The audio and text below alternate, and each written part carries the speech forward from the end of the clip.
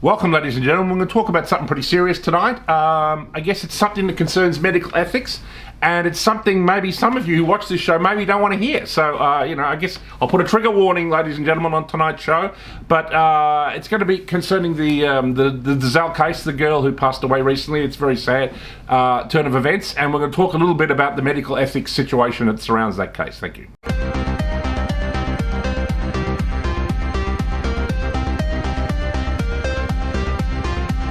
All right, ladies and gentlemen, we're going to talk about something kind of serious tonight on the Report for Tiger Mountain. I'm going to talk about this case of this girl, Dazelle, who passed away recently. The situation is that she was a pretty sick girl and needed to have a lung transplant.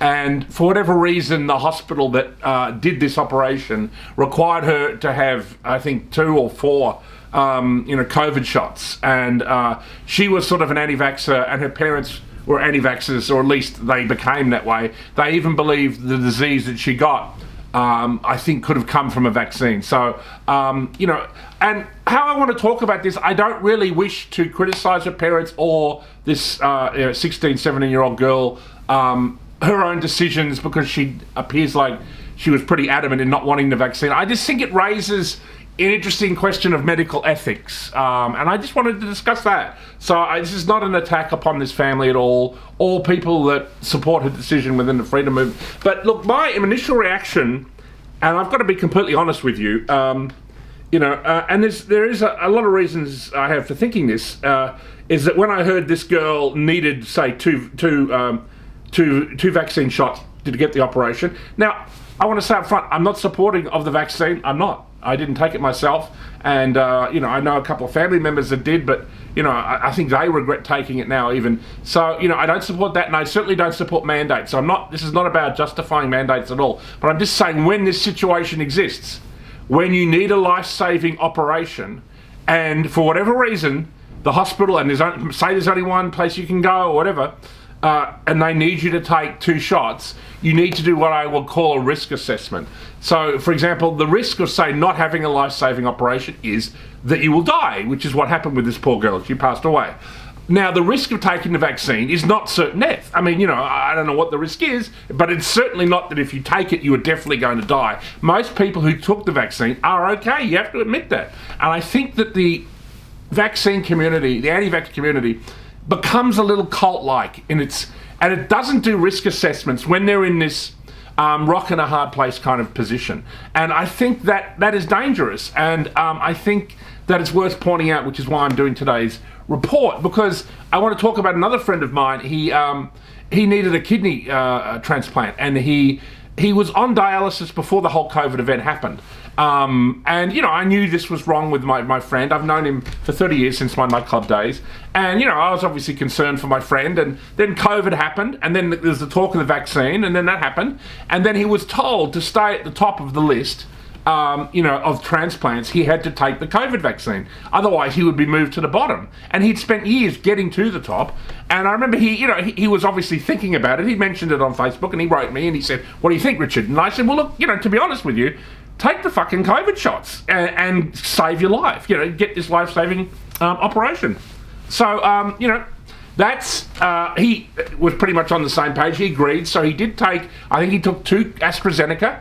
He had no problems taking it. There was no blood clotting issue. He was one of the very lucky people who took AstraZeneca, as many, many people did, had no problems. And then about 3 to 6 months after he did that, a kidney became available, and he was at the top of the list. He went into hospital, and now he's had the new kidney in. He's off dialysis, and he'll probably live another 30 years. So I think that the anti-vax community needs to look, when they're in that rock and a hard place decision, it might have been the better thing to have at least tried to save this girl's life, because it appears to me that everyone knew that if she didn't have the operation, she would die. Okay, so that's a terrible thing. But if she took 2 COVID shots, maybe they could have, had given her a new set of lungs. And my initial reaction when I heard of this case, because I do a risk assessment because I'm pragmatic, I just thought instantly, give her the fucking vaccine and have the operation. You do not grandstand when there's a 16-year-old girl's life at stake. And again, if this was a 45-year-old man or woman who was an anti-vaxxer who wanted to stand on their principles, okay, I understand that there are people like that who will not take the vaccine under any circumstances. And you are 45 years old or whatever. But when it's a 16-year-old girl, you are influenced by the people around you, your parents. The freedom movement was all around it, people telling her not to take it.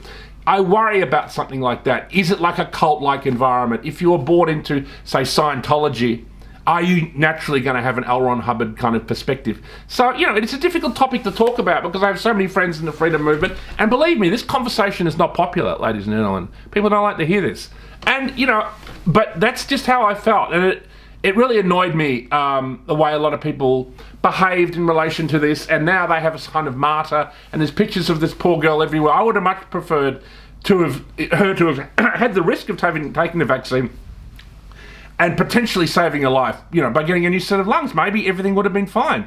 Of course, maybe things with this poor girl, would not have succeeded even if they'd gone that way. So it's a terrible situation. But again, the whole point I want to talk about it is not to attack anybody, whether it be the parents, the girl herself. Of course, I don't want to attack them, all people that supported their decision. It's that it sets a kind of medical precedent also, and it also raises the issue of medical ethics. I'm somebody who studied philosophy at university. I'm somebody who's interested in ethical questions. I'm surrounded here by great philosophers like Heidegger, Nietzsche, Jung, just behind me.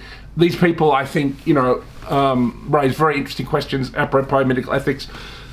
And some of them might have disagreed with what I'm saying here today, but I think that the pragmatic thing to do, in that situation, when you need a life-saving operation and you're somehow forced to take a vaccine, sadly, is just to probably take the shots, get this life-saving operation, and then once you're alive, if hopefully you roll the dice and, maybe you don't get a vaccine side effect, because many people didn't. So that's all I wanted to say, and that's, I guess, it in a nutshell. And I'm sorry if I've offended anybody, because I know this probably will offend some people, but that's just the way it is. This is free speech is also important to the freedom movement, so hopefully I've just said my bit and that's it. Thank you.